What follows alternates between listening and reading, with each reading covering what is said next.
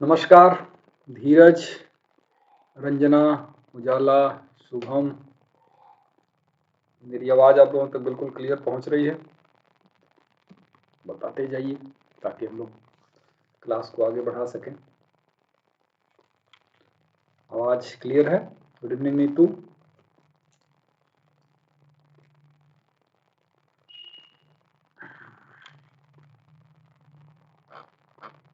ठीक है।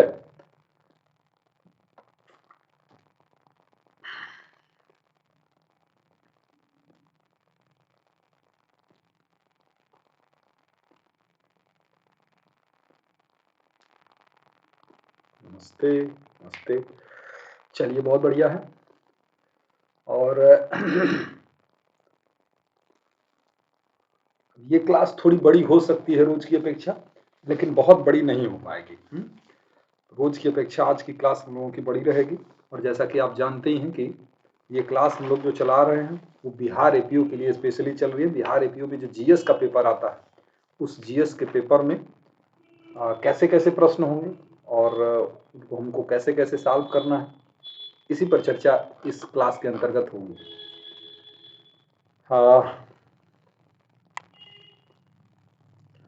तो जैसा कि मैं अन अकेडमी की तरफ से एक बहुत बड़ी अपॉर्चुनिटी है स्टूडेंट के लिए, वो मैं बता दूं कि अन अकेडमी पर यूजेएसटी आयोजित होने वाला है। यूजेएसटी मतलब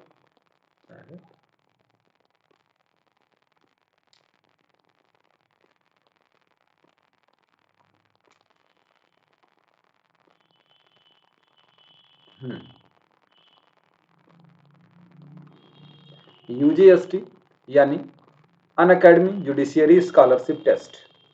इस अन अकेडमी जुडिशियरी स्कॉलरशिप टेस्ट में लॉ के स्टूडेंट के लिए बेहतरीन मौका इस बात के लिए है कि अगर लॉ के स्टूडेंट इसमें शामिल होते हैं तो उनकी प्रिपरेशन का लेवल क्या है ये पता चल जाता है।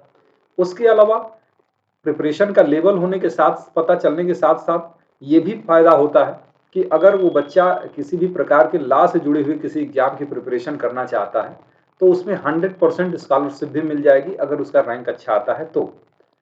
इतना ही नहीं बल्कि अगर फर्स्ट रैंक आता है तो उसे टैबलेट भी मिलेगा, और अगर रैंक 2 आता है तो उसे 5G स्मार्टफोन की व्यवस्था है। रैंक 3 से लेकर 7 तक ईयरबड्स मिल सकते हैं, और रैंक 8 to 17 होम स्पीकर की व्यवस्था है, और 18 to 100 गिफ्ट बाउचर मिलेंगे। तो ये चीजें आपको हैं, कैसे उसको ज्वाइन करें और ये कैसे फायदेमंद है।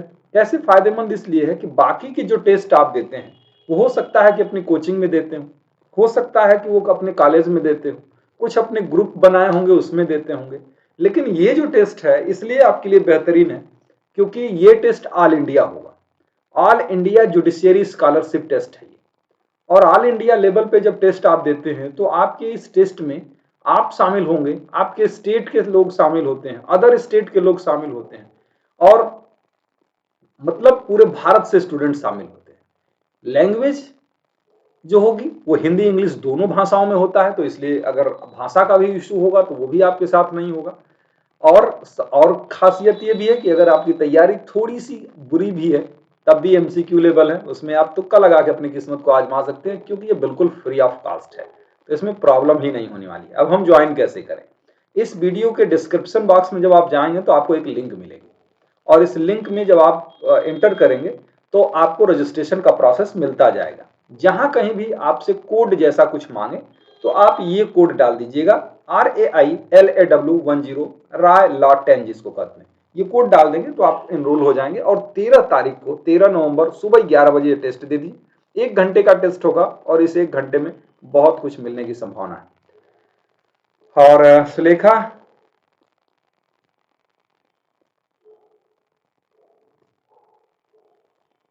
हाँ ये चीज है कि हो सकता है टाइम को लेके इश्यू हो, है ना। तो एक काम करिए आप थोड़ा सा कि इसको तुरंत अपने अपने ग्रुप में थोड़ा सा इस वीडियो की लिंक अभी शेयर कर दीजिए, ठीक है ना। अपने अपने ग्रुप में इस वीडियो की लिंक शेयर कर दीजिए, अपने स्टेटस में लगा लीजिए ताकि आपके मित्र दोस्त भी इसमें शामिल हो सके। थोड़ा 1 मिनट रुक के आप ये सारा काम कर लीजिए, मैं तब से बाकी चीजें कर लेता हूं।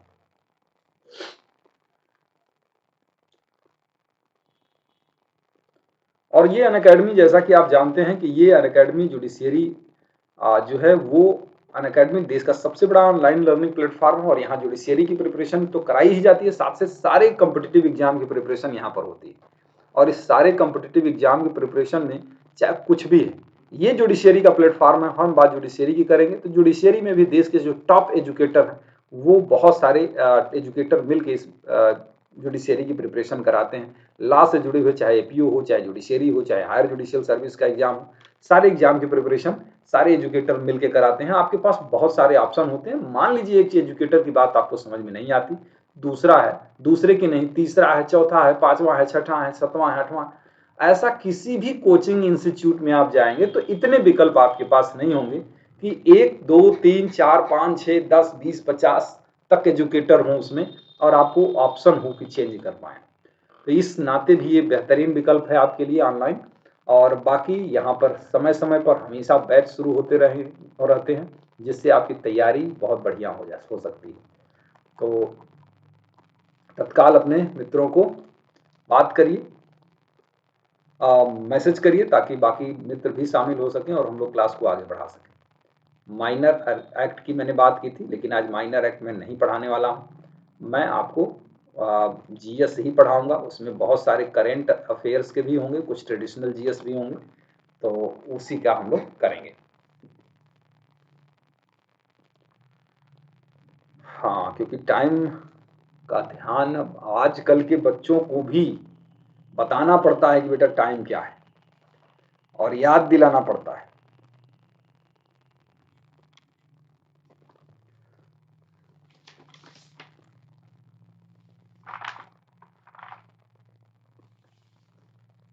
तो शुरुआत करते हैं, बाकी बच्चे आते रहेंगे, जुड़ते रहेंगे। शुरुआत करते हैं फिर।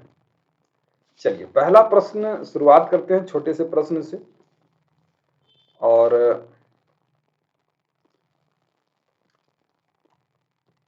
नमस्ते दिव्या, नमस्ते कृष्णा। ये सब कल हम लोगों ने पढ़ा था, कल या परसों में।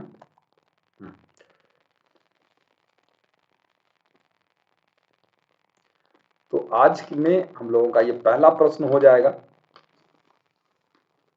पहला प्रश्न ये होगा कि हैजा बीमारी जो होती है, हैजा बीमारी जो होती है वो किस वायरस की वजह से होती है? हैजा बीमारी किस वायरस की वजह से होती है?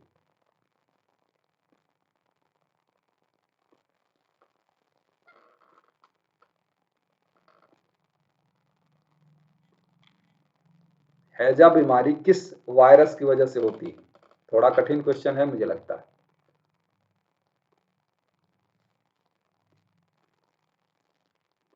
हैजा बीमारी जो है ना, विब्रियो कोलेरी वायरस की वजह से होता है। Vibrio cholerae, Vibrio cholerae virus की वजह से होता है। ये पहला आंसर रहा हम लोगों का। Very good Krishna Kumar. Shubham Priya, tough question है। वायरियोला नहीं है, वायरियोला से हैजा नहीं होता है, वो चेचक होता है। वायरियोला जो वायरस है, वायरिसेला जो वायरस है, उसे चेचक होता है।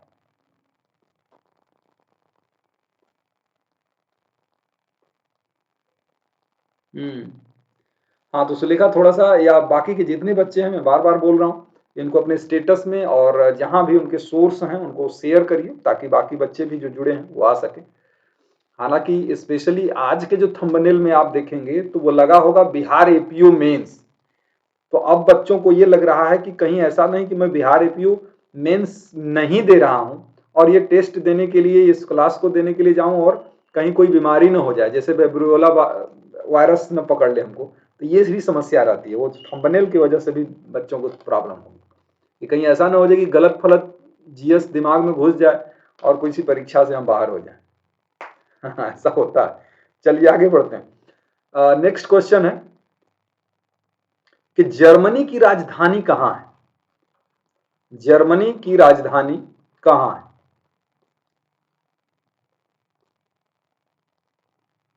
जर्मनी की राजधानी, ये भी थोड़ा कठिन है।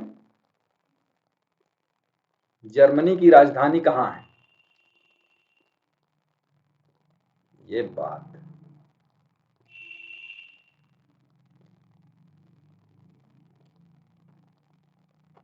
हाँ, जर्मनी की राजधानी बिल्कुल सही है, बर्लिन है बच्चों। कुछ बच्चों का सही नहीं है, लेकिन कोई बात नहीं। जर्मनी की राजधानी बर्लिन है। Very good afternoon jenny. फिर उसके बाद नेक्स्ट क्वेश्चन कर लेते हैं आपका, और ये बता दीजिए, यूगोस्लाविया, यूगोस्लाविया की राजधानी कहाँ है? यूगोस्लाविया की राजधानी कहाँ है? कितनी बार बर्थडे मनेगा? यूगोस्लाविया की राजधानी कहाँ है? Thank you. ये बताइए। यूगोस्लाविया का चेकोस्लाविया है, वाह।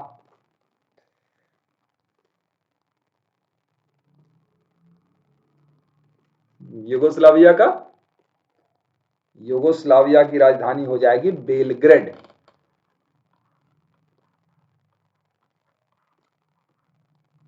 यूगोस्लाविया की राजधानी कहाँ है? बेलग्रेड में।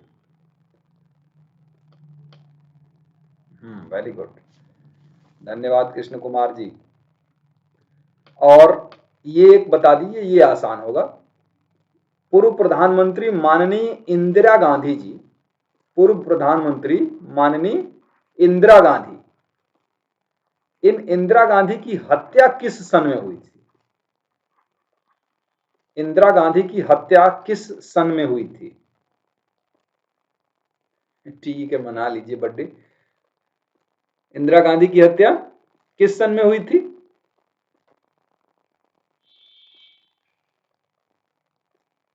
हम्म,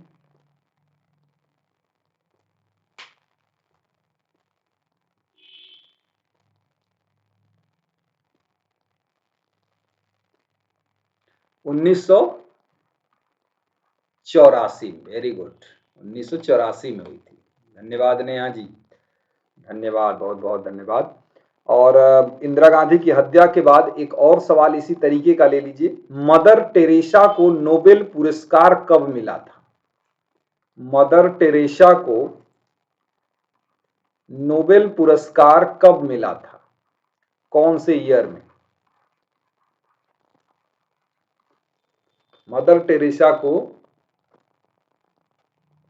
हाँ दिव्या, वेरी गुड। भारी बहुमत से राजीव गांधी जीते थे माननीय इंदिरा गांधी की मृत्यु के पश्चात। ये मदर टेरेसा को नोबेल पुरस्कार कौन से साल में मिला था?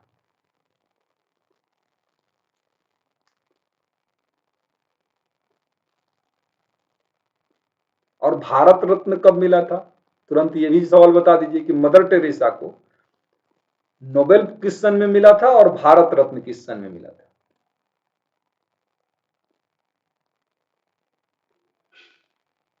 बताइए, समय दे रहा हूं मैं आपको।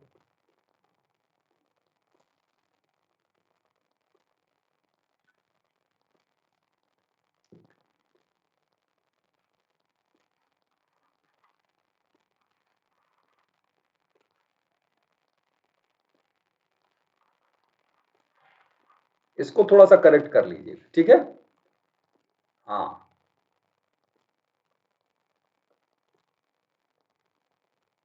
इसको थोड़ा सा करेक्ट कर लीजिएगा, अभी करेक्ट करके बताइए हमको।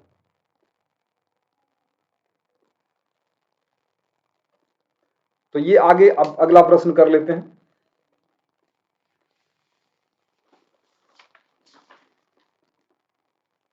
अगला प्रश्न, मतलब ये जो 1979-80 हमने लिखा है, वो कंफ्यूजन में नहीं लिखा है। हमने 79 नोबेल के लिए लिखा है और 80 जो है भारत रत्न के लिए लिखा है। चलिए अब अगला सवाल, एक सवाल से कई सवाल बनेंगे। यहां पर आपको बताना है अगला कि आईसीसी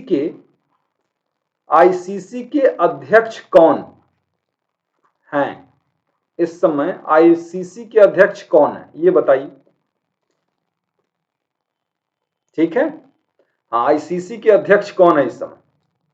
ठीक है, थैंक यू जेनी। आईसीसी के अध्यक्ष कौन है, ये बताइए।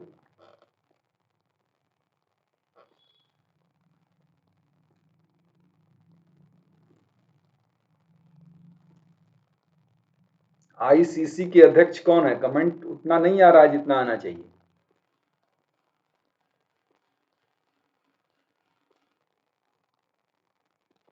बहुत बढ़िया। एक चीज को लेके आप लोग कंफ्यूजन में हैं, चलिए उसको भी क्लियर, इस प्रश्न में हम लोग कम से कम 10 प्रश्न समझेंगे।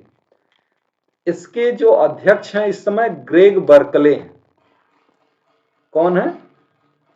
Greg Berkeley.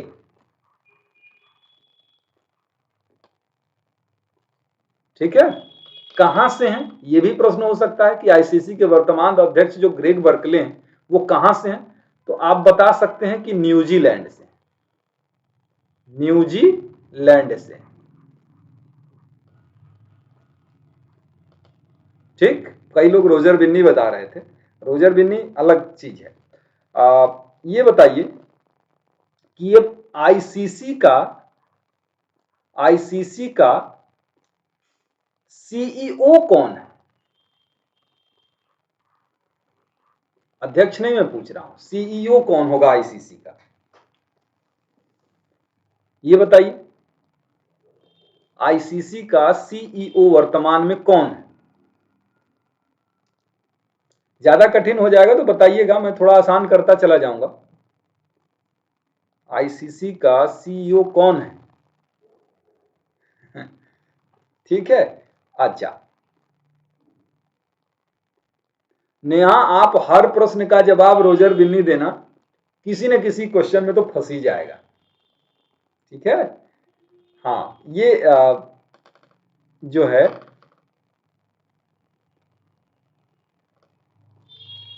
जोफ एलार्डिस हैं, जोफ एलार्डिस। नाम कठिन लग रहा है तो कोई बात नहीं, मत याद करिएगा।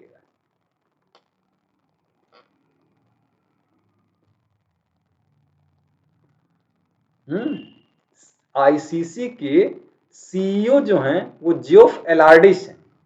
इससे पहले सीईओ कौन था, इनका नाम आप लोगों ने सुना होगा, मनु साहनी थे। मनु साहनी का स्थान जोफ एलार्डिस ने लिया है। साहबनाज नमस्ते। ठीक है, ये मनु साहनी का स्थान इन्होंने लिया है, जोफ एलार्डिस ने। आईसीसी के सीईओ हैं ये। अच्छा, अब अगला सवाल। अगला सवाल ये है, एसीसी एसीसी एसीसी का अध्यक्ष कौन? एसीसी का अध्यक्ष कौन?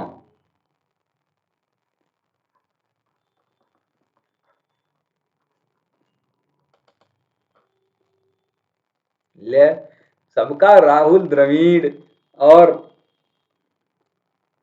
बिन्नी, ये लेके दो लोगों को बैट्समैन बना के आप लोग घुमा रहे हैं। एसीसी का अध्यक्ष कौन है? बड़ा चर्चा में रहा है ये चीज, इस वजह से मैं पूछ रहा हूं। यस, ये आंसर है। एसीसी का जो अध्यक्ष है वो जय शाह है, और जय शाह महोदय माननीय गृह मंत्री अमित शाह जी के सुपुत्र हैं, और इस वजह से लोगों को इस बात से आपत्ति भी रही है। ठीक, अच्छा, एसीसी का फुल फॉर्म क्या होता है? इसका फुल फॉर्म होता है एशियन क्रिकेट काउंसिल।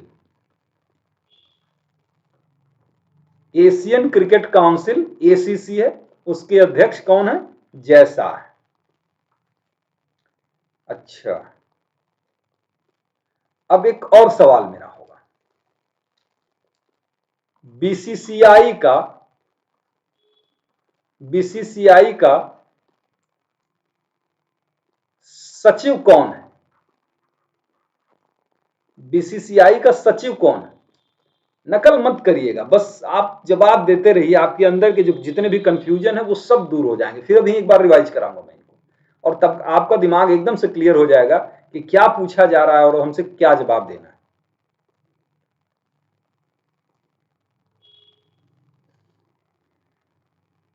बीसीसीआई का सचिव कौन है?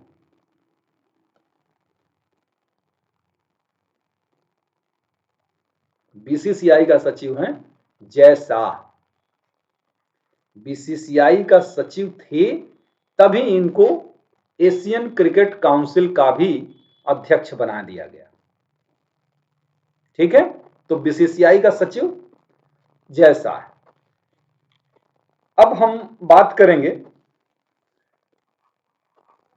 बीसीसीआई का अध्यक्ष कौन है। बीसीसीआई का अध्यक्ष कौन है इस समय? अब जवाब दीजिए। नेहा कब से बिन्नी बिन्नी बताती आ रही हैं, अभी तक सही नहीं हुआ, और देखिए कितनी देर बाद सही होता है।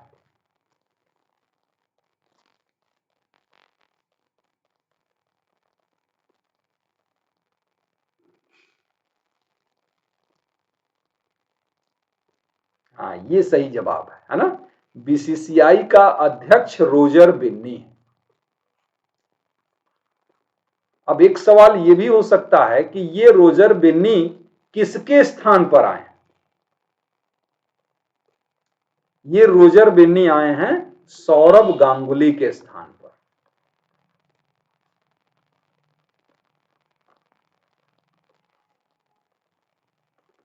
अगर इसमें से एक प्रश्न पूछ दिया जाता, निश्चित रूप से हम सचिव को अध्यक्ष बना देते हैं, अध्यक्ष को सचिव बना देते हैं। बीसीसीआई क्या है, आईसीसी क्या है, अलग है।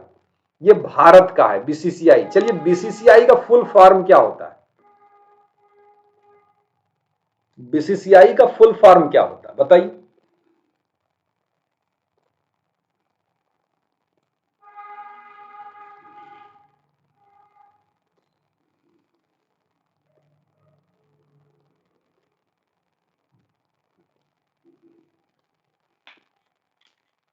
बीसीसीआई का फुल फॉर्म बताइए तुरंत कमेंट बॉक्स में। Very good.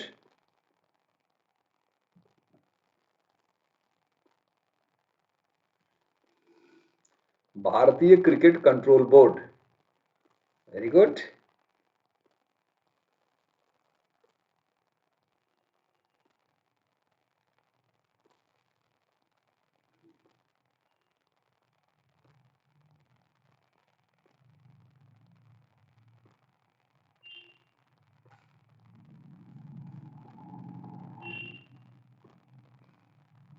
बोर्ड ऑफ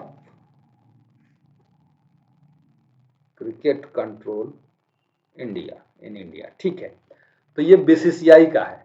और अभी जो आप लोगों ने देखा था आईसीसी की, जो हम लोग बात कर रहे थे ना, ये आईसीसी जो है इंटरनेशनल क्रिकेट काउंसिल है। माने जो काम ये भारत के लिए करता है वो अंतरराष्ट्रीय स्तर पर आईसीसी करता है। ठीक ठीक, वेरी गुड।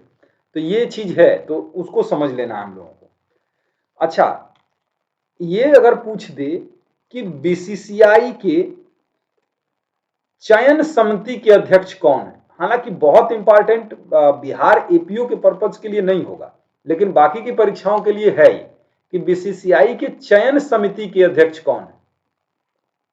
बीसीसीआई के चयन समिति के अध्यक्ष कौन है? ये तो नाम थोड़ा कठिन है, कहिए तो मैं बता दूं, कहिए तो मैं बता दूं बिना पूछे ही। बीसीसीआई के चयन समिति का अध्यक्ष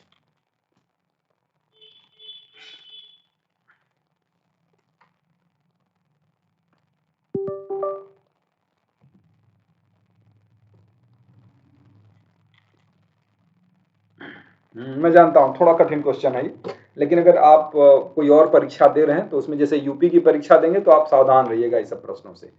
ये चेतन शर्मा है, नाम इनका भी सुना होगा, अच्छे खिलाड़ी थे, चेतन शर्मा है।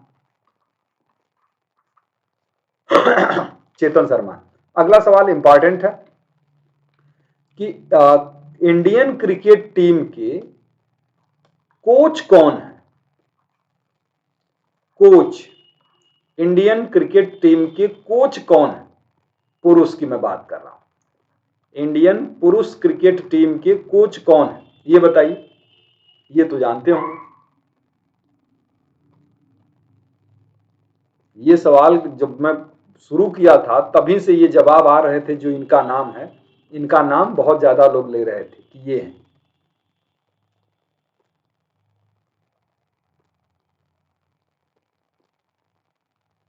नहीं बेटा, एक टॉपिक पकड़ेंगे तो उससे जितने प्रश्न बनते हैं आपकी परीक्षा के लिए वो सारे डिस्कस करेंगे ना, खाली क्रिकेटर नहीं है। हाँ, इसके राहुल द्रविड़ है, राहुल द्रविड़ हैं इसके कोच, भारत टीम के। प्रणाम अफरोज जी। हाँ, तो ये जो है राहुल द्रविड़ है। इन्होंने किनका स्थान लिया है? तो रवि शास्त्री का स्थान लिया। रवि शास्त्री इससे पहले थे। नेक्स्ट, अगली चीज है महिला टीम। महिला टीम के कोच कौन? महिला टीम के कोच कौन? नहीं, क्रिकेट आप नहीं देखते फिर भी जो परीक्षा देते हैं उसमें तो जरूरी है ना। क्रिकेट नहीं देखना कोई बुरी बात नहीं है, बहुत अच्छी बात है, लेकिन जो जरूरी चीज है,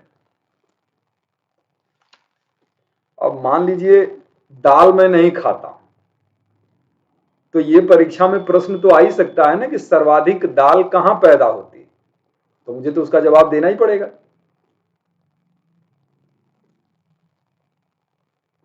हाँ, रमेश पवार हैं इसके, है ना, रमेश पवार।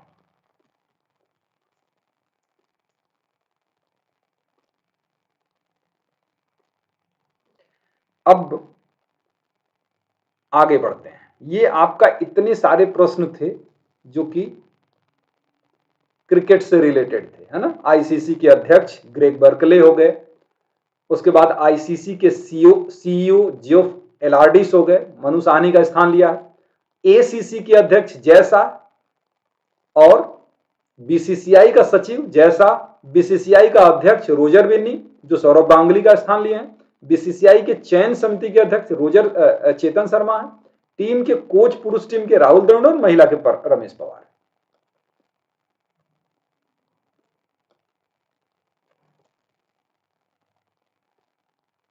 ठीक है, हाँ, चलिए आगे बढ़ते हैं फिर। अच्छा, ये बताइए कि फ्लाइंग सिख के नाम से कौन प्रसिद्ध है? फ्लाइंग सिख,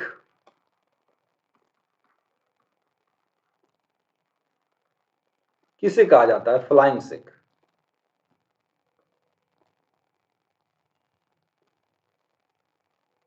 हाँ, आसान सा प्रश्न है, आसान सा प्रश्न है, इसमें तो कोई प्रॉब्लम है नहीं। ये हैं मिल्खा सिंह, मिल्खा सिंह, वेरी गुड। और मिल्खा सिंह जो हैं वो फ्लाइंग सिख के नाम से कहलाते हैं। रेस रेस करते थे, दौड़ते थे, और इन पर एक फिल्म भी बनी थी, भाग मिल्खा भाग। हाँ, अभी उनकी डेथ हुई है इसलिए उन पर मैंने सवाल पूछ दिया, भाग मिल्खा भाग। उन्होंने एक पुस्तक भी लिखी हुई थी, लेकिन बहुत रिलेवेंट नहीं है, पुस्तक नहीं पूछा जाना चाहिए। भाग मिल्खा भाग फिल्म बनी थी और जिसमें फरहान अख्तर ने उनकी भूमिका निभाई थी।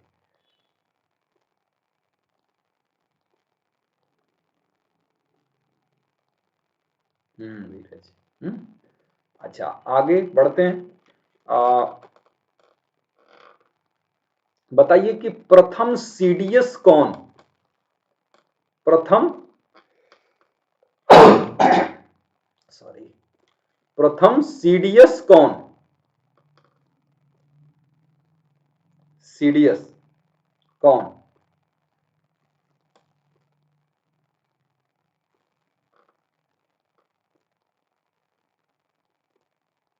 ये भी चर्चा में रहे हैं, इनकी भी मृत्यु हो चुकी है, लेकिन ये भी चर्चा में रहे हैं, इसलिए इनको जानना जरूरी है, बहुत बड़ी हस्ती रहे हैं। तो जनरल बिपिन रावत है ना, जनरल बिपिन रावत ये प्रथम सीडीएस रहे हैं, प्रथम सीडीएस जनरल बिपिन रावत रहे हैं। और ये सीडीएस का गठन हुआ कब? सीडीएस का गठन कब हुआ था?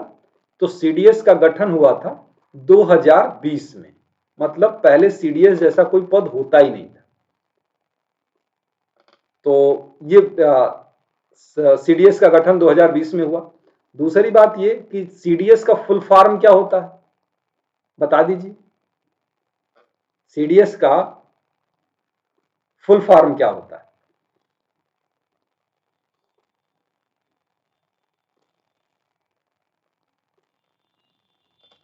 सीडीएस का फुल फॉर्म क्या होता है?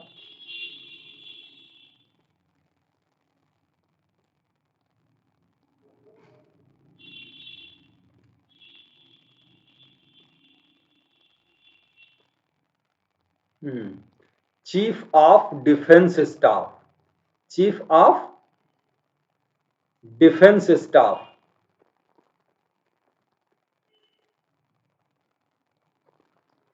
चीफ ऑफ डिफेंस स्टाफ इसका फुल फॉर्म होता। और इससे पहले, मतलब बिपिन रावत सर पहले थे, इसके बाद यानी वर्तमान में कौन है सीडीएस, वर्तमान में कौन है?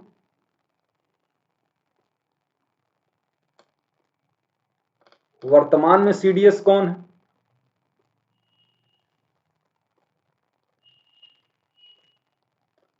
बहुत बढ़िया। अब ये है कि सबकी तैयारी मुझे अच्छी लग रही है कि जिनकी तैयारी है वही आंसर फटाफट भेज रहे हैं। हाँ, ये अनिल चौहान जी हैं, अनिल चौहान।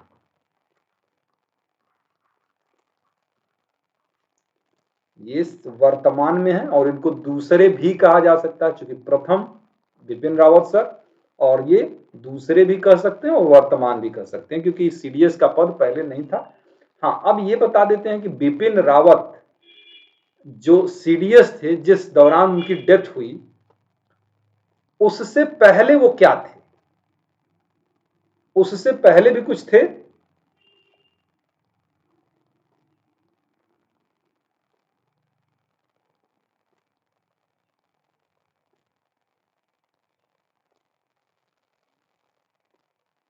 बताइए। जनरल बिपिन रावत इससे पहले कुछ थे?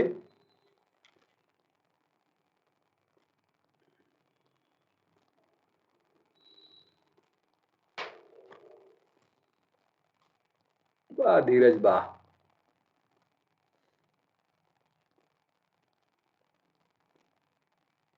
अफरोज जी, आज आपकी परफॉर्मेंस रोज की अपेक्षा बेहतर नहीं है। आज आप बहुत इधर उधर बात कर रहे हैं। ये आज, अरे ये जो हैं इससे पहले थल सेना अध्यक्ष थे, थल सेना अध्यक्ष। जनरल बिपिन रावत क्या थे? थल सेना अध्यक्ष थे। कब से कब तक? 2016 से 2019 के बीच में। हाँ, 2016 से 19 तक थल सेना अध्यक्ष थे। अब लगा कि इतना इंपॉर्टेंट पर्सन जो देश के लिए है, क्या वो रिटायर हो जाए और बात खत्म हो जाए? नहीं। तो ऐसे लोगों को कोई ना कोई पद, महत्वपूर्ण पद होना चाहिए। इस वर्ष वजह से सीडीएस का स्थापना की गई और सीडीएस का हेड उनको बनाया गया और एक सीडीएस पद क्रिएट किया गया। अब जानते हैं इनकी मृत्यु हो चुकी है, तो इनकी मृत्यु कहां पर हुई? इनकी मृत्यु कहां पर हुई? जनरल बिपिन रावत सर की डेथ कहां हुई है, कैसे हुई? जनरल बिपिन रावत की डेथ कहां और कैसे हुई? ये हुई,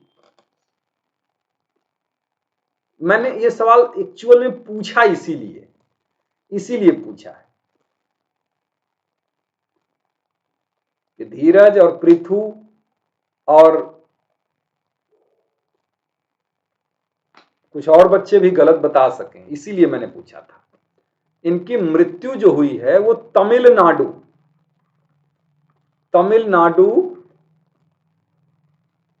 के कुन्नूर जिले में हुई है।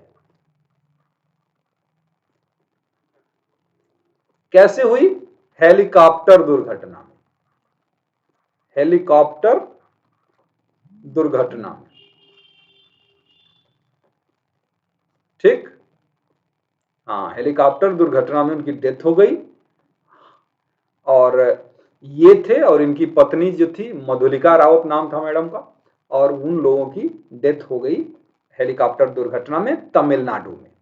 हाँ, अगर प्रश्न ये हो कि संबंधित कहां से थे, यानी कहां के रहने वाले थे, इनका जन्म कहां हुआ था, तब आप बताएंगे उत्तराखंड। उत्तराखंड राज्य के पौड़ी गढ़वाल जिले से।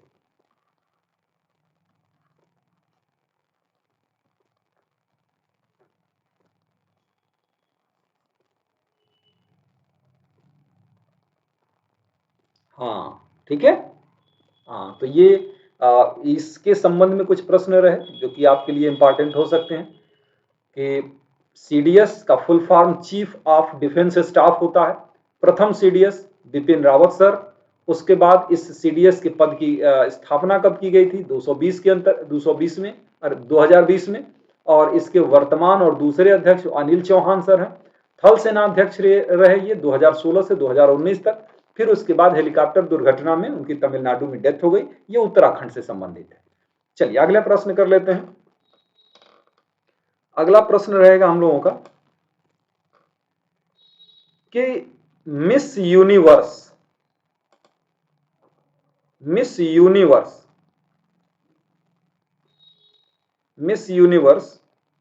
जो प्रतियोगिता होती है वो 2021 किसे चुना गया? मिस यूनिवर्स प्रतियोगिता 2021 में किसे चुना गया मिस यूनिवर्स?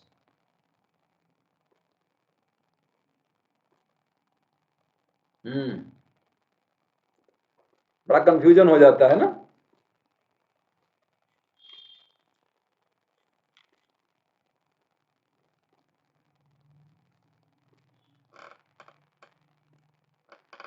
ये भारतीय लड़की है, हरनाज संधू कौर। ये हैं, कहां की हैं ये तो प्रश्न ही नहीं हुआ। हरनाज कंजू कहां के हैं? ये हैं भारत की, ये भारत की।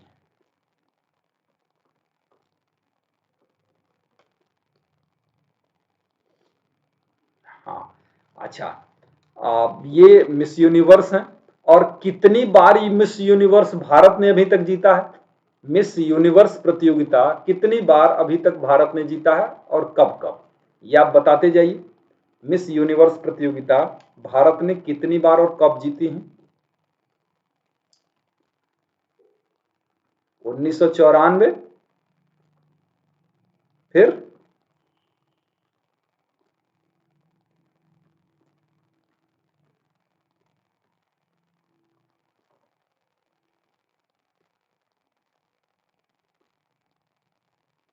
फिर उसके बाद 2000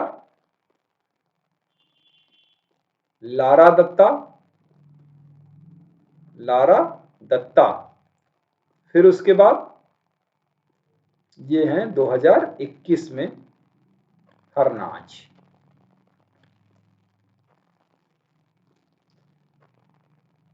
ठीक।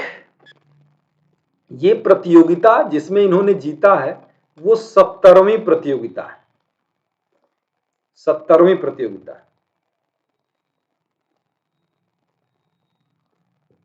अब हम सोनू का प्रश्न पूछेंगे, सोनू का प्रश्न पूछेंगे, और ये आपका प्रश्न हो जाएगा कि मिस वर्ल्ड कौन है?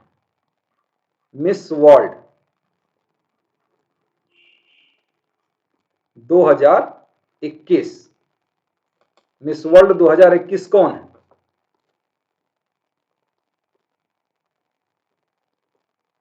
प्रज्ञा प्रणाम।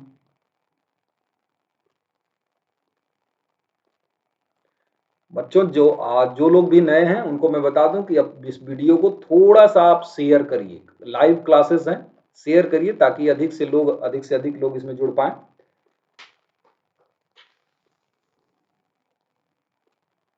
मिस वर्ल्ड 2021 टाइप कर रहे हैं कि मुझे बताना पड़ेगा? Miss world 2021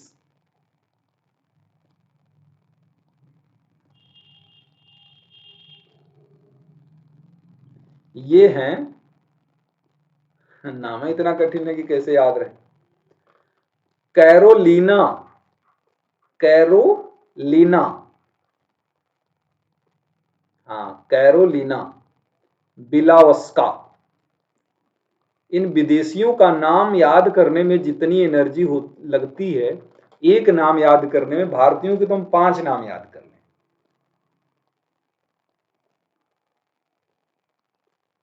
Carolina Bielawska, Bilkis Tamraj किल्दिस नहीं, कैरोलिना बिलावस्का, ठीक है, ये है। और आप जानते हैं कि मिस वर्ल्ड जो है वो इससे पहले कई बार हो चुका है, जैसे रीता फारिया मैम, रीता फारिया, रीता फारिया, उसके बाद 1994 में भी कौन, ऐश्वर्या राय, ऐश्वर्या राय, उसके बाद हाँ उसके बाद कौन, डायना हेडन भी थी क्या, डायना हेडन 1999, फिर उसके बाद युक्ता मुखी,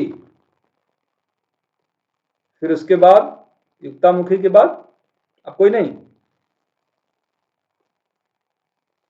शायद युक्ता मुखी के बाद कोई नहीं। तो ये लोग हैं। चलिए सुंदरियों पर से ध्यान हटाते हैं। एक तो मान लीजिए पूछ दे मिस इंडिया यूएसए, तो वैदेही डोंगरे हैं 2021 में, miss India USA Vaidehi Dongre. तो अगला अगला सवाल अंतरराष्ट्रीय है, ये बताइए, ये जरूर याद होना चाहिए आपको, यूक्रेन के राष्ट्रपति का क्या नाम है? यूक्रेन बहुत चर्चा में रहा है और इसलिए इसके बारे में जानना जरूरी है। यूक्रेन के राष्ट्रपति का नाम क्या है? यूक्रेन के राष्ट्रपति का नाम क्या है? अच्छा हाँ, प्रियंका खोपड़ा भी हैं। यूक्रेन के राष्ट्रपति, बहुत सही बहुत सही।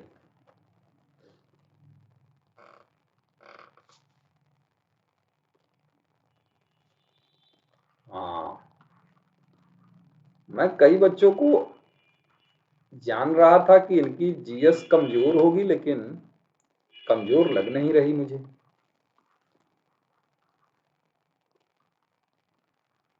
Volodymyr Zelensky.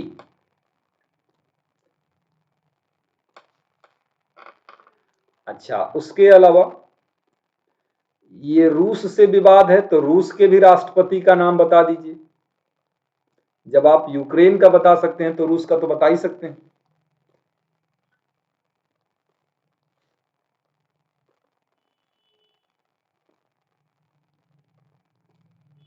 हाँ, ये तो बहुत आसान है, व्लादिमीर पुतिन,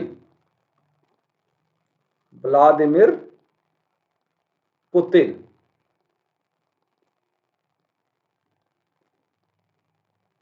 हाँ, व्लादिमीर पुतिन है रूस के। अच्छा, इसी से रिलेटेड एक है क्वेश्चन है कि विश्व स्तर पर नगरों की मां किसे कहा जाता है? विश्व स्तर पर नगरों की मां, नगरों की मां किसको कहते हैं?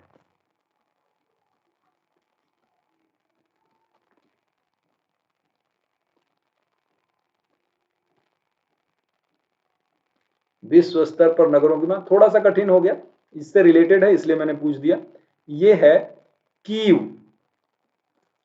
कीव है जो कि यूक्रेन की राजधानी, ये थोड़ा कठिन क्वेश्चन है, इसलिए मैं बता देता हूं आपके आंसर का वेट किए बिना।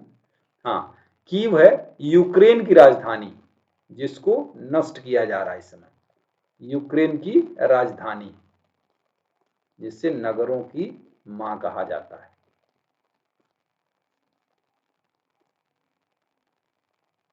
यूक्रेन का कीव है राजधानी और जिसे नगरों की मां कहा जाता है। तो ये वैसे तो इंपॉर्टेंट बिल्कुल क्वेश्चन नहीं है, लेकिन चूंकि इस समय चर्चा में है इसलिए इसका चर्चा हमने कर दिया। अच्छा, यहां पर एक चीज और देख लेते हैं इसी सब चीज से कि रूस की खुफिया एजेंसी का नाम क्या है। रूस की खुफिया एजेंसी का नाम क्या है?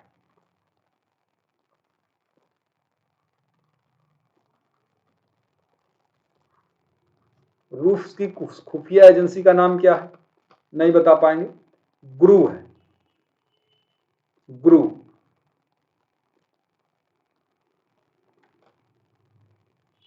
ठीक है, हाँ, ये रूस का तो नहीं बता पाएंगे। चलिए भारत की खुफिया एजेंसी का नाम बता दीजिए। भारत की खुफिया एजेंसी का नाम बता दीजिए, ये तो आप बता सकते हैं। भारत का खुफिया एजेंसी बताइए। इसका तो मैं वेट करूंगा आपके आंसर का।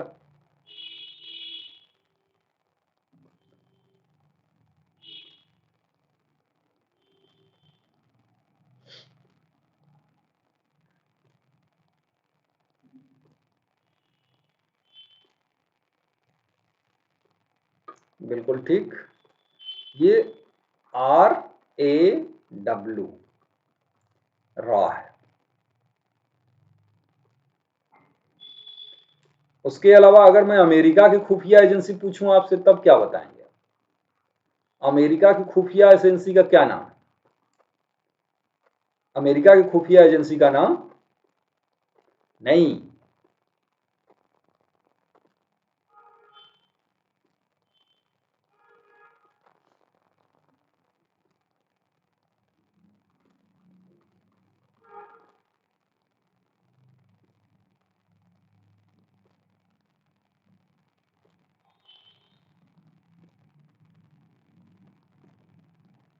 ठीक है, तो एक देश में खुफिया एजेंसी एक से अधिक भी हो सकती है। अब अगला प्रश्न है हमारा, हाँ अगला प्रश्न है हमारा, नाटो का फुल फॉर्म क्या होना चाहिए? ये आपके लिए बहुत इंपॉर्टेंट है। नाटो इस समय चर्चा में रहा है। नाटो का फुल फॉर्म क्या है?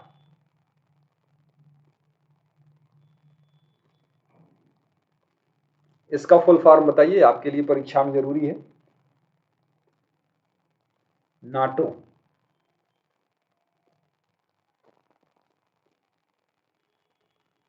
नाटो का फुल फॉर्म क्या होना चाहिए?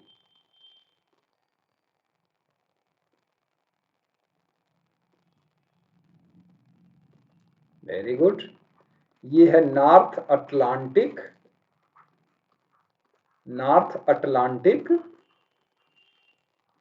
Treaty organisation.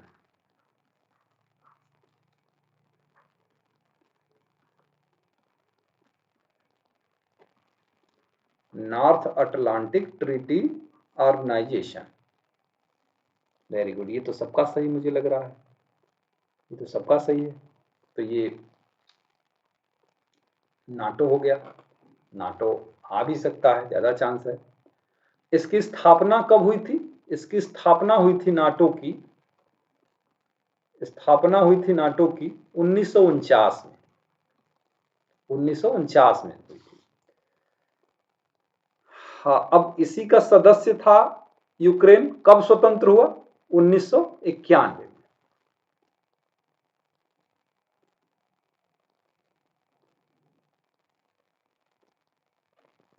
इसकी स्थापना हुई थी। और यूक्रेन को लेकर जो डिस्प्यूट है कि नाटो का सदस्य हो कि ना हो, वो स्वतंत्र कब हुआ? तो 1991 में हुआ था। चले आगे बढ़ते हैं।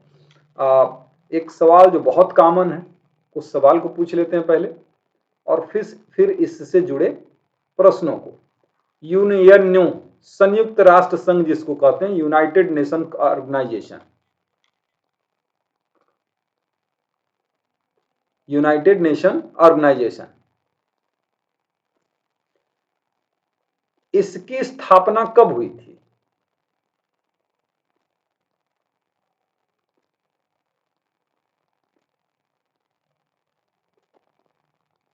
हाँ हाँ, वही प्रज्ञा, वही चीज कर रहे हैं।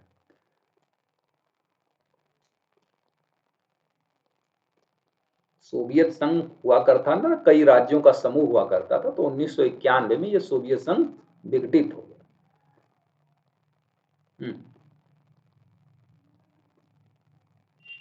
हाँ, ये 24 अक्टूबर 24 अक्टूबर 1900 24 अक्टूबर 1945 को इसका गठन हुआ था,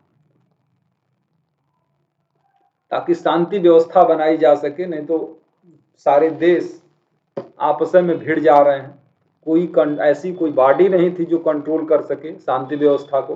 तो ये अंतरराष्ट्रीय स्तर पर एक संस्था बनाई गई ताकि झगड़े न हो 1945 में, द्वितीय विश्व युद्ध के पश्चात। लेकिन ऐसा है नहीं, इस यूएनओ पर भी जो मजबूत राष्ट्र हैं उनका कंट्रोल है, और जिसकी वजह से अगर विश्व युद्ध होना होगा तो हो जाएगा, यूएनओ उसमें कुछ नहीं कर पाएगा। तो यूएनओ की स्थापना हुई थी 24 अक्टूबर 1945 को। वर्तमान में यूएनओ में 193 देश हैं। कितने देश हैं? 193। अंतिमवां देश कौन सा है? अंतिमवां देश कौन सा है जो कि उसमें शामिल हुआ था? 193वां सदस्य कौन सा है, ये बताएंगे आप। और इसका मुख्यालय कहां है, ये मैं बताऊंगा। यूएनओ का मुख्यालय कहां है, ये मैं बताऊंगा। और 193वां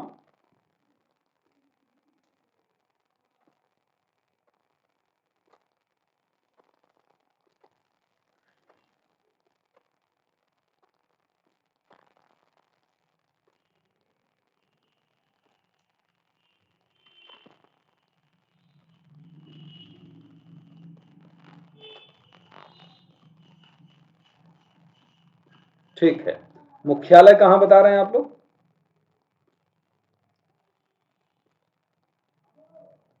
हाँ, मुख्यालय जो इसका है वो न्यूयॉर्क में। मुख्यालय न्यूयॉर्क, यानी अमेरिका के न्यूयॉर्क शहर में है इसका मुख्यालय। अच्छा, इसके प्रथम अध्यक्ष कौन थे? और महासचिव, प्रथम महासचिव कौन थे? प्रथम महासचिव कौन थे इसके? यूएनओ के प्रथम महासचिव कौन थे?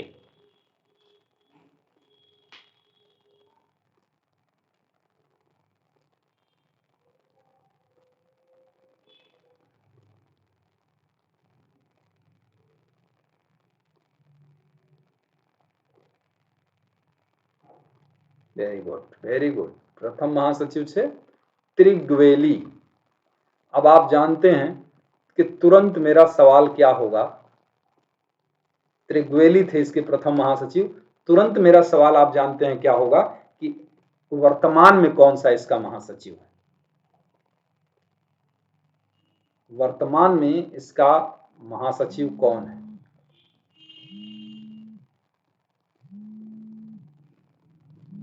वर्तमान में इसका महासचिव कौन है?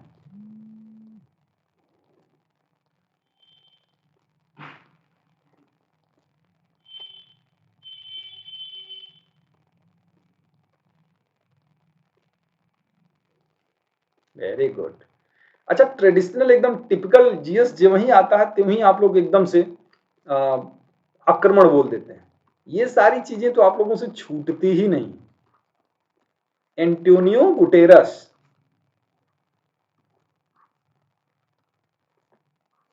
अभी तो ये करंट अफेयर्स है।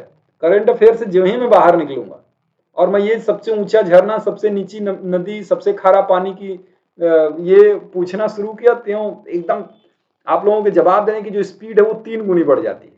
ऐसे लगता है कि नेटवर्क प्रॉब्लम चल रहा है। अच्छा, ये बताइए,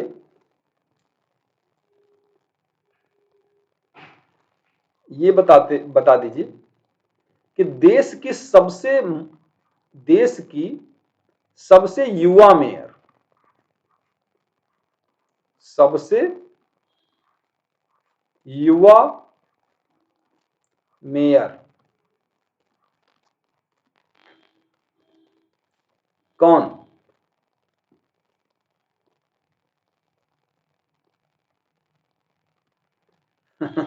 सही बात है कि आप लोग ना, या आप ही लोग की बात नहीं, मतलब हम सब की आदत यही होती है कि जब हमारे जोन में रहती है चीजें, तो देखिए कोई असुविधा नहीं, ना गर्मी लगेगी, ना ठंडी लगेगी, ना नींद आएगी, सब चीजें सही है।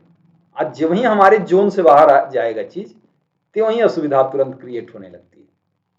देश की सबसे युवा मेयर जो है वो मात्र 21 साल की लड़की आर्या राजेंद्रन बनी है। आर्या राजेंद्रन। एक चीज मुझसे छूट रही है यहां पर, आर्या राजेंद्रन जो है सबसे युवा हाँ मेयर बनी है केरल की। Very good. ये केरल में तिरुवनंतपुरम स्थान है, वहां से है, 21 साल की उम्र में। प्रश्न ये भी पूछा जा सकता है कि देश की सबसे युवा पंचायत अध्यक्ष कौन हुआ। ये प्रश्न मैं नहीं बता रहा हूं, लेकिन आप लोग सर्च कर लीजिएगा क्योंकि वो भी है, लड़की है। नमस्ते ईशा, नमस्ते। तो ये आर्या राजेंद्रन है, युवा मेयर की हम लोग बात कर रहे हैं। तो पंचायत का अध्यक्ष पूछेगा तो आप मत इसमें लगा दीजिएगा आर्या राजेंद्रन को, वो दूसरी। नेक्स्ट क्वेश्चन है हम लोगों का कि राफेल विमान, जो राफेल विमान है, राफेल विमान सबसे पहले कौन भारतीय पायलट ने उड़ाया?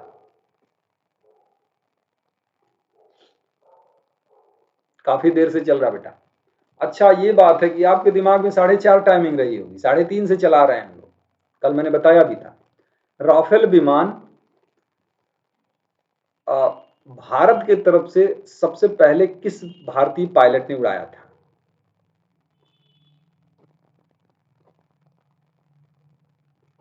बहुत बढ़िया, बहुत बढ़िया। ये जवाब की अपेक्षा मुझे नहीं थी कि ये आप जवाब दे पाएंगे।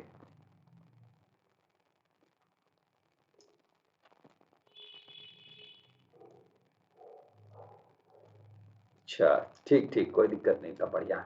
तो राफेल विमान,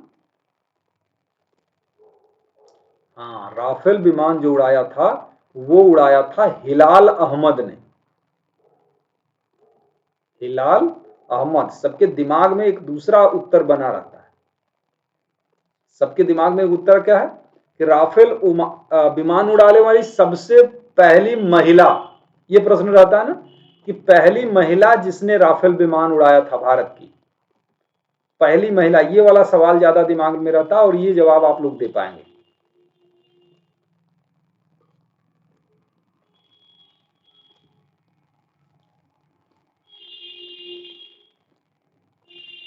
ना ना, अभिलाषा तो दूसरी लड़की। राफेल विमान उड़ाने वाली सबसे महिला पायलट भारत की कौन सी थी? ना अभिलाषा नहीं है।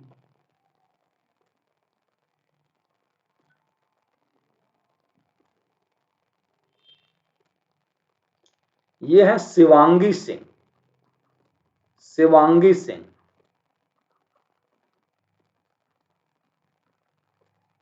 ठीक।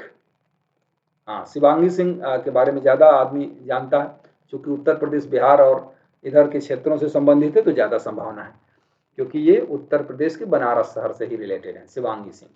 और हिलाल अहमद अगर प्रश्न पूछे कि राफेल विमान उड़ाने वाला सबसे पहला भारतीय पायलट कौन था, तो हिलाल अहमद। तब शिवांगी सिंह हम लोगों को नहीं बताना है।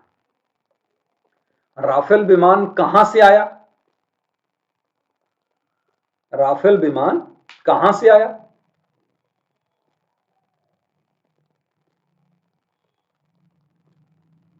राफेल विमान कहां से आया?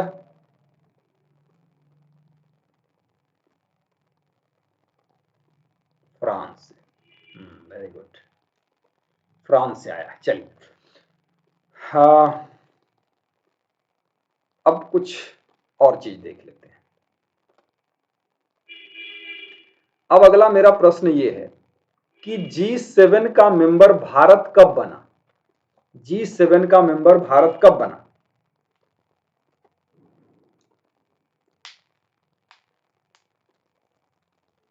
G7 ग्रुप 7 का मेंबर भारत कब बना?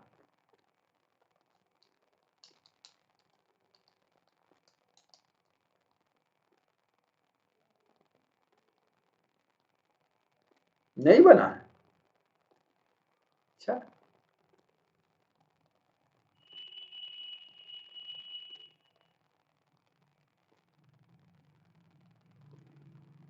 ध्यान नहीं आ रहा सुलेखा मुझे। हाँ, इंडिया अभी नहीं है, ग्रुप 7 का सदस्य नहीं है। तो हाँ, ये विकसित राज्यों का है, विकासशील राज्यों का समूह नहीं है ये। तो अब इसका जो ग्रुप 7 का 2022 में 2022 में ग्रुप 7 का सम्मेलन जो था, इसको हम 48वां सम्मेलन कह सकते हैं। ये कहाँ हुआ था? 48वां शिखर सम्मेलन G7 का कहाँ हुआ था?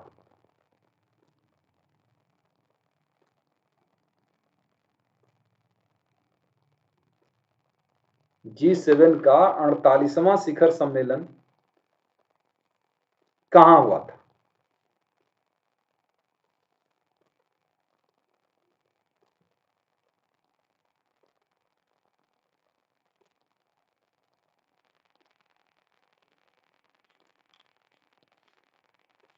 नहीं, ये 48वां जो हुआ था वो जर्मनी में हुआ था। 2022 में 48वां हुआ था, ये जर्मनी में हुआ था। ठीक। अच्छा, अब 47वां देख लीजिए कहां हुआ। 47वां शिखर सम्मेलन कहां हुआ? 47वां जो हुआ था वो यूके में हुआ था, जो कि 2021 में हुआ था।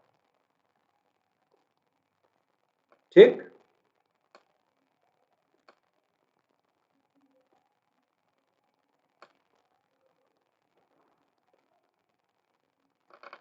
उसके अलावा अब 49वां कहां हुआ? तो ये जापान में हुआ।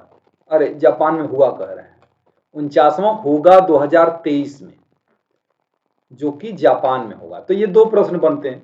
हालांकि मामला 2021 पुराना हो गया, तो 2022 यानी कि हुआ कहां है? जर्मनी में। या फिर ये कि 49वां शिखर सम्मेलन होगा कहां? वो जापान में। तो ये जापान में 2023 में G7 का शिखर सम्मेलन होगा, और जर्मनी में 2022 में 48वां शिखर सम्मेलन है। कभी कभी तो वो नंबर से ही आ जाता है कि 47वां कहां हुआ।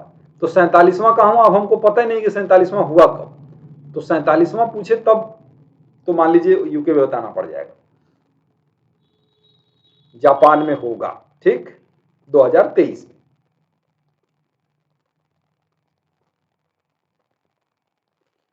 अच्छा, अगला अगला सवाल है मेरा।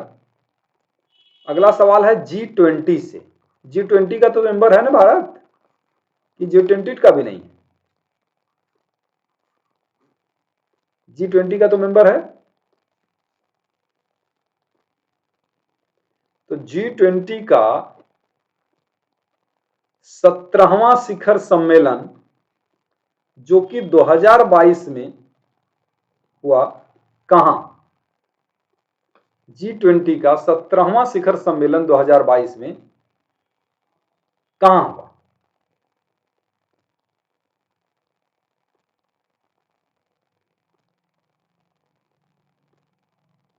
G20 जिसका मेंबर है भारत,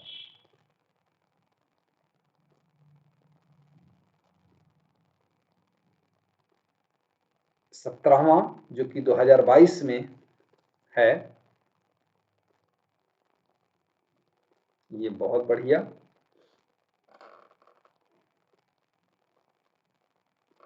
2022 में जो है ना, वो इंडोनेशिया में हुआ है।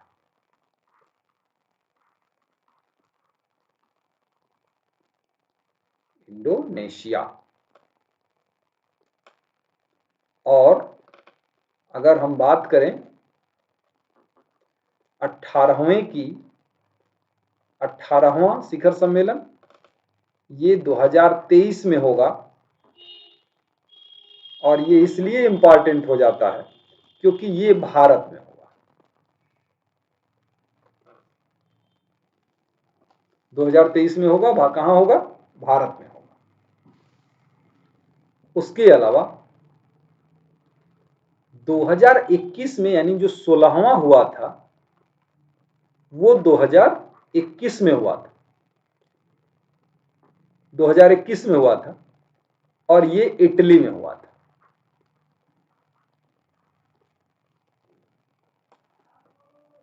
ठीक, तो ये G20 का विवरण रहा कि 16वां 2021 में इटली में, 17वां 2022 इंडोनेशिया में और 18वां 2023 में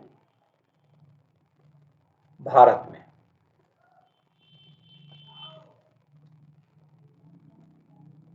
ठीक है,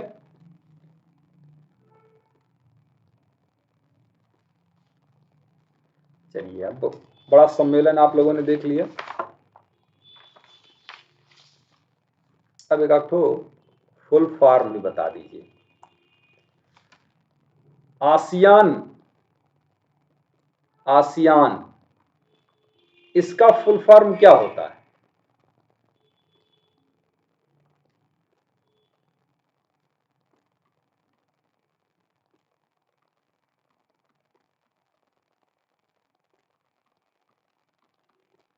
ये आसियान है, आसियान का क्या फुल फॉर्म होता है?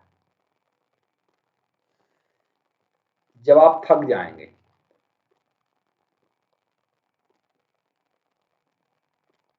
Very good, PK Shukla ji, Sonu Yadav,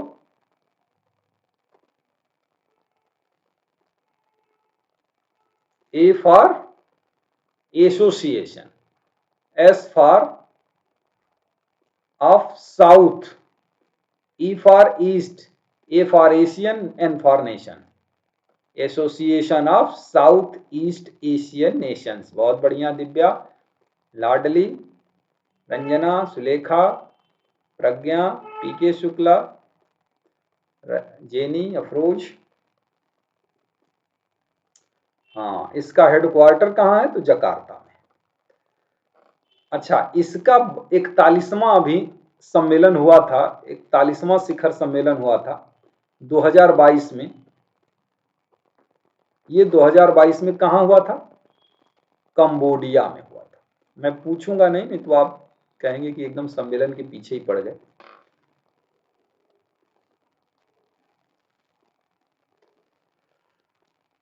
हम्म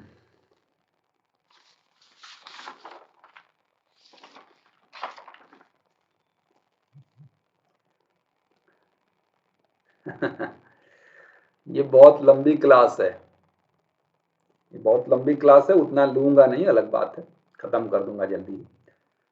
अब बता दीजिए सार्क, सार्क का फुल फॉर्म क्या होता है? सार्क, सार्क नाम की एक मछली भी होती है, उसका फुल फॉर्म क्या होगा?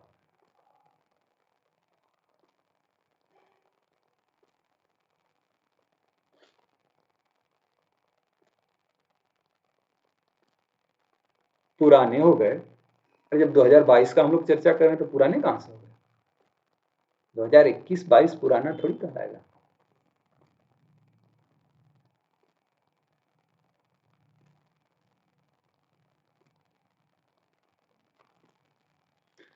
पार्टी करना है।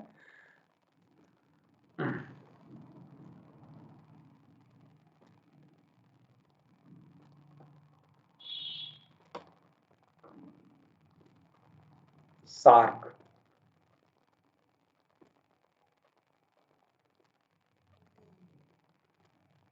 South Asian Association for Regional Cooperation. Very good, South Asian Association for Regional Cooperation. बंद हो जाएगा, बहुत देर नहीं चलाएंगे, बंद हो जाएगा।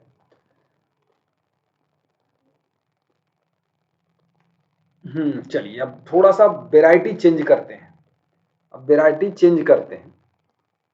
अच्छा, एक तो फुल फॉर्म और बता दीजिए, उसके बाद चेंज करेंगे। अंकटाड, इसका फुल फॉर्म क्या होता है? UNCTAD.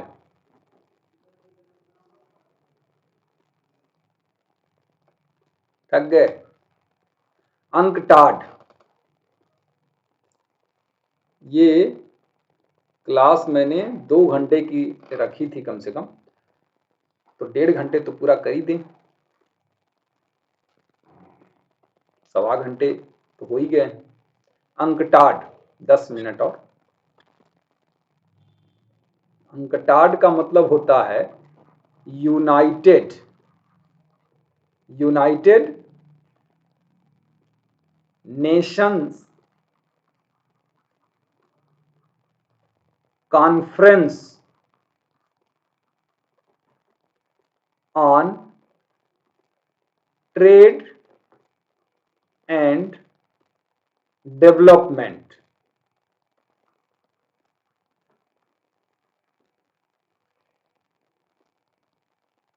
United Nations conference on trade and development.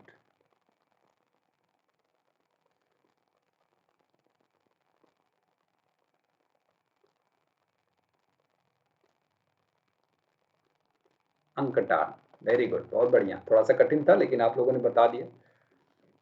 अच्छा, थोड़ा सा ईयर भी आप लोगों से पूछे कि जगह पूछे। ईयर पूछे कि जगह पूछे? चलिए जगह पूछते हैं, ईयर नहीं पूछते हैं। कांजीवरम क्यों प्रसिद्ध है? कांजीवरम क्यों प्रसिद्ध है?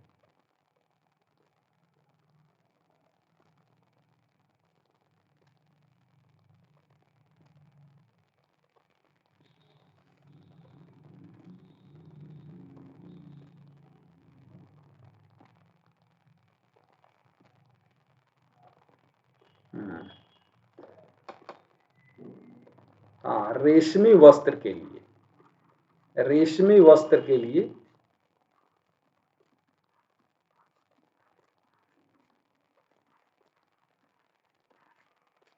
जिससे सामान्यतः पुरुष वर्ग पीड़ित रहता है। अगला, एक नेवेली स्थान है, नेवेली क्यों प्रसिद्ध है? नेवेली क्यों प्रसिद्ध है?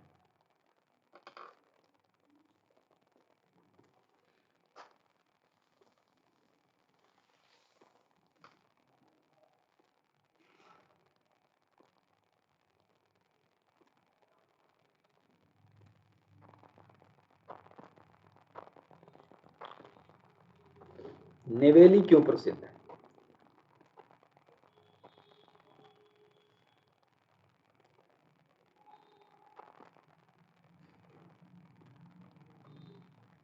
लॉ में क्या मैं करूंगा? लॉ का कौन सा टेस्ट मैं ऐसे ले सकता हूं? लॉ में ऐसा होता ना कि सीधे आप लोगों से बात करने की सुविधा रहती तो एक बात होती। ऐसे लॉ हम लोग कैसे ऑनलाइन कर सकते हैं? हाँ, ये लिग्नाइट के लिए है, यानी कोयला उद्योग के लिए प्रसिद्ध है। कोयला उद्योग के लिए।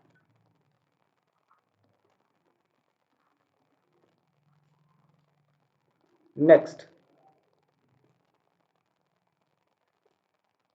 मुरादाबाद क्यों प्रसिद्ध है? मुरादाबाद,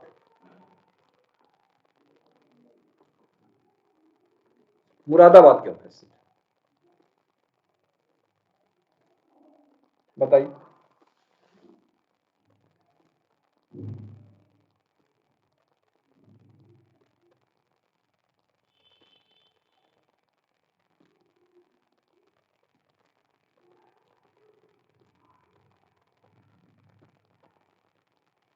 जो पीतल बता रहे हैं वो भी सही बता रहे हैं, जो कांच बता रहे हैं वो भी सही बता रहे हैं, और जो खेल ओल का सामान बता रहे हैं वो भी सही बता रहे हैं। इन सब चीजों के लिए फेमस है मुरादाबाद। तो मुरादाबाद कांच के लिए भी है, मुरादाबाद पीतल के बर्तन के लिए भी है, और मुरादाबाद में खेल कूद का सामान भी मिलता है।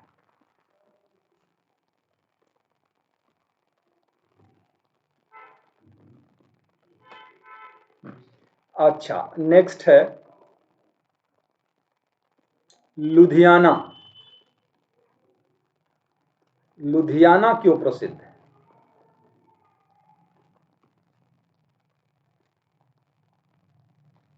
लुधियाना क्यों प्रसिद्ध है?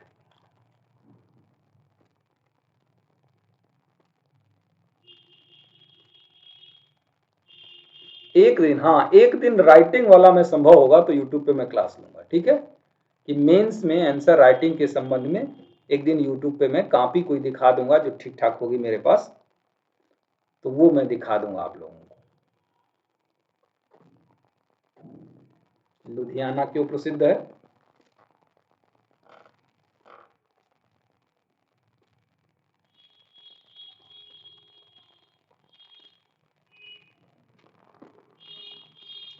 लुधियाना प्रसिद्ध है ऊनी वस्त्र के लिए।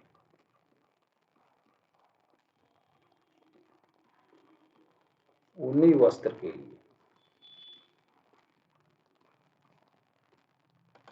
ठीक, ऊनी वस्त्र के लिए है लुधियाना। अच्छा ये बताइए तो सूरत किसके लिए प्रसिद्ध है? सूरत।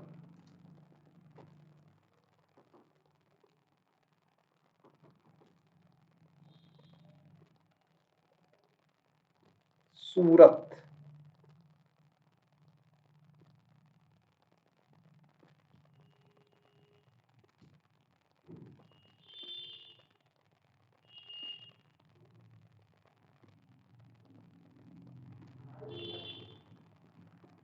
वेरी गुड, सूती वस्त्र के लिए भी है और डायमंड की कटिंग भी होती है वहां पर। सूती वस्त्र के लिए भी है ये, और ये हीरे की कटाई भी होती है यहाँ पर।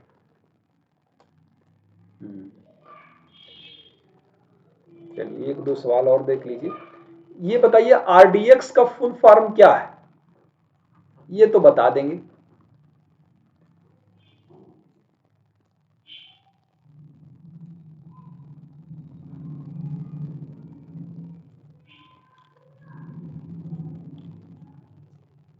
आरडीएक्स का फुल फॉर्म क्या है?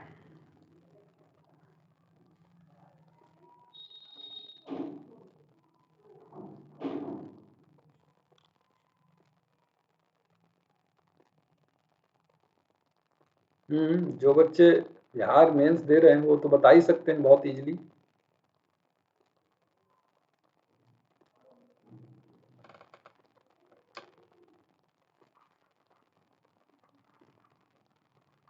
रिसर्च एंड डेवलप्ड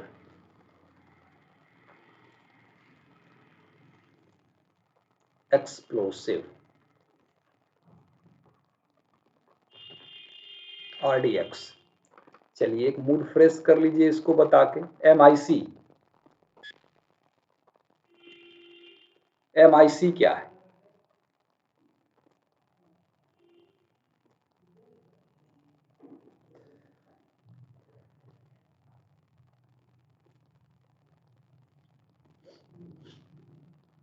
एमआईसी क्या है?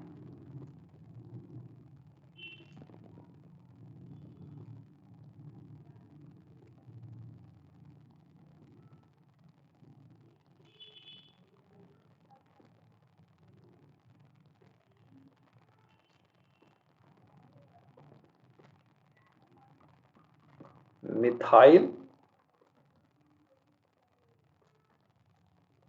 Iso cyanate. Methyl isocyanate, MIC. कब रिसाव हुआ था इसका? कौन सी घटना संबंधित है इससे? मिथाइल आइसोसाइनेट से कौन सी घटना संबंधित है?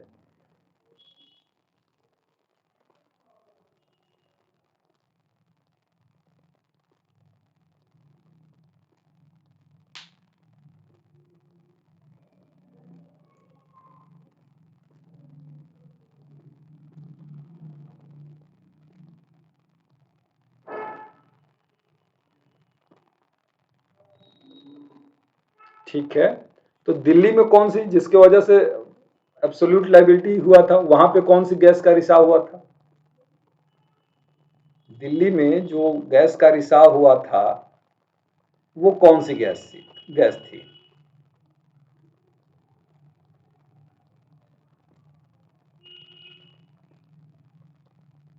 दिल्ली वाला, MC Mehta versus union of India, उसमें कौन सी गैस का रिसाव हुआ था? बताइए। वहां भी हुआ था ना, उसी की वजह से तो एब्सोल्यूट लायबिलिटी का रूल आया।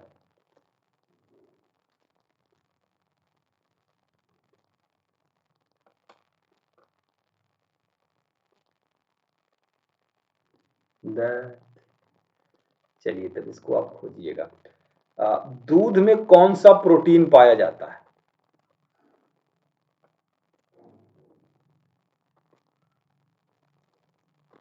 दूध में कौन सा प्रोटीन पाया जाता है?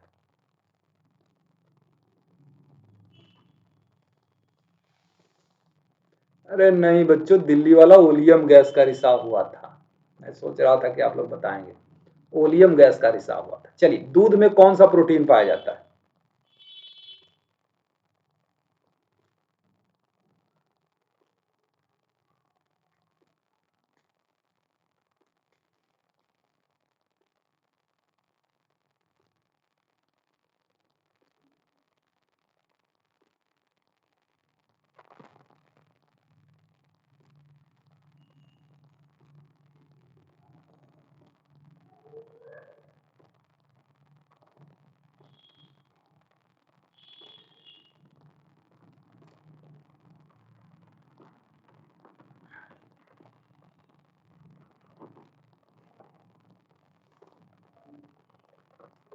लार में कौन सा प्रोटीन पाया जाता है? ये अंतिम सवाल है आज का। इसके बाद कोई सवाल नहीं पूछेंगे। लार में कौन सा प्रोटीन पाया जाता है?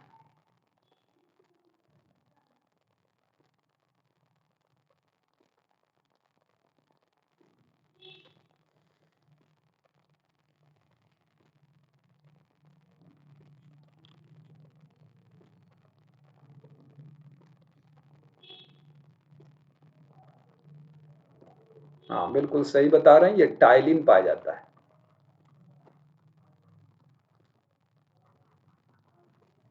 लार में टाइलिन पाया जाता है। चलिए, तो आज के यहीं तक रहने देते हैं। हाँ, मैं बता दूं कि अब इधर बीच यूट्यूब की क्लास में नहीं लूंगा। एक दिन आप लोगों के लिए मैं कोशिश करूंगा कि मेंस की कॉपी मैं आप लोगों को दिखा दूं यूट्यूब पर ही लाइव। तो मेंस की कॉपी तो वो किसी भी परीक्षा के लिए, हालांकि वो जरूरी रहेगा, सिर्फ बिहार एपीयू के लिए ही नहीं, कि आंसर राइटिंग में किन किन चीज़ों का ध्यान रखना चाहिए हमको। जब हम आंसर लिखते हैं तो उसमें क्या क्या चीज़ें ध्यान रखना है। देखिए, किसी भी व्यक्ति की राइटिंग सबकी एक जैसी नहीं हो सकती। राइटिंग में डिफरेंस होता है और कोई बात नहीं, लेकिन बस उसमें ध्यान ये रखना होता है कि इसमें जो राइटिंग है वो स्पष्ट हो, समझ में आने लायक होनी चाहिए। बस, अगर आप वैसा लिखते हैं और बहुत सारी कुछ छोटी छोटी चीज़ों का ध्यान रखते हैं तो निश्चित रूप से नंबर ठीक ठाक मिल जाते हैं।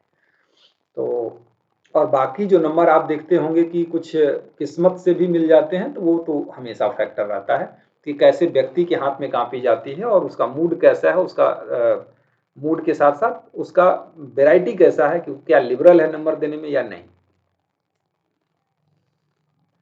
तो आप लोगों का बहुत बहुत धन्यवाद। एकदम पार्टिसिपेशन, इतना एक्टिव पार्टिसिपेशन रहा। और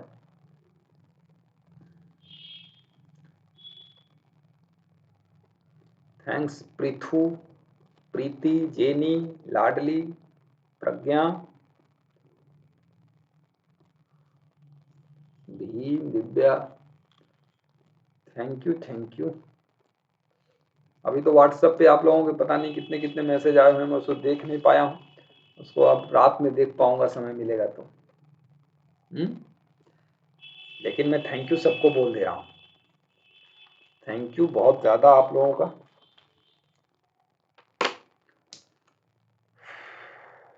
तो आज का यही समाप्त करें सेशन।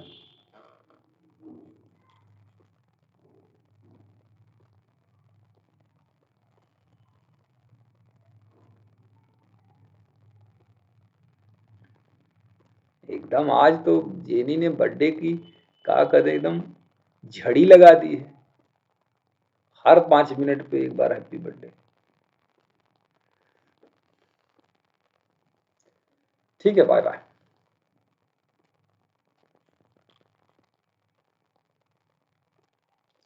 अभी तो हमको बेटा संजीव ये भी मौका नहीं मिला कि मैं ये भी देख पाऊँ, शायद सुना है कि एडमिट कार्ड आ गया है, लेकिन मैं ये देख ही नहीं पाया कि सेंटर वेंटर किसका कहाँ कहाँ गया है।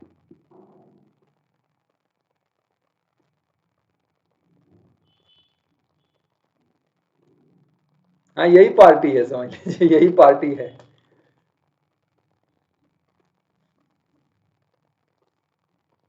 अरे बेटा अभी तो एक तो और क्लास है ना, अभी थोड़ी देर बाद तो दूसरा क्लास भी है, उसको भी तो करना है। उतना लंबा क्लास, खैर उतना लंबा पढ़ाएंगे नहीं आज, आज थोड़ा सा कम पढ़ाएंगे जरूर।